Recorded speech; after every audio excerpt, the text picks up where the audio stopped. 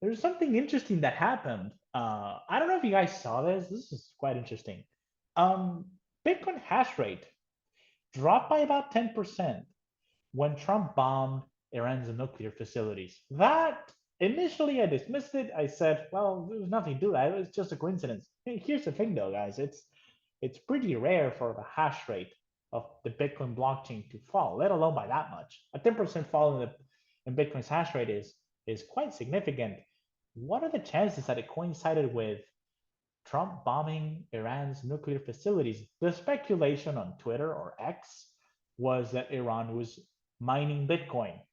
I think there's a lot of merit to that argument. It may well be that the Iranian regime was mining Bitcoin and Trump actually destroyed that operation, at least put a dent in it. We're probably going to see the hash rate come back up at some point.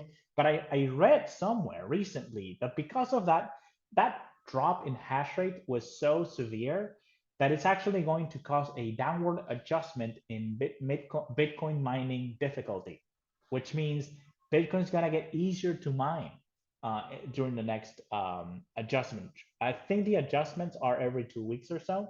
I don't know how many blocks you have to wait for a difficulty adjustment, but the next time difficulty adjusts, it's going to be downward and quite significantly. We have not seen that in years. If somebody wants to look that up on the internet, they're speculating that the downward difficult adjustment on the on Bitcoin mining difficulty is going to be quite significant. One of the most significant downward adjustments we've seen in years. It just so happened that that fall happened or took place when Trump was bombing Iran's nuclear facilities, which I don't think they have a nuclear bomb in there, but they probably producing nuclear energy, and they're probably maybe they were mining Bitcoin with those facilities. Quite interesting. Just throwing it out there. It does seem to be that not only is Bitcoin reacting to what's happening in the war with the war in the Middle East, it seems that there's actually a connection between Bitcoin mining and the Bitcoin network and that specific conflict.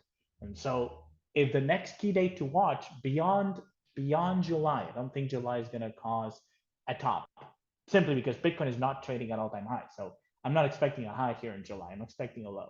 However, if we get a low in July, we're going to get a high in August.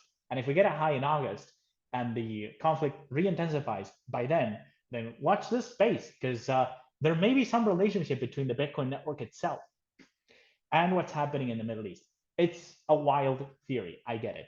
However, I will say early August is showing up as a significant turning point for the price of Bitcoin on a forecasting model that so far in 2025 has been pretty accurate, guys. It's been pretty accurate. It has not missed any significant turning points. And by the way, when I created this model, that's what I wanted.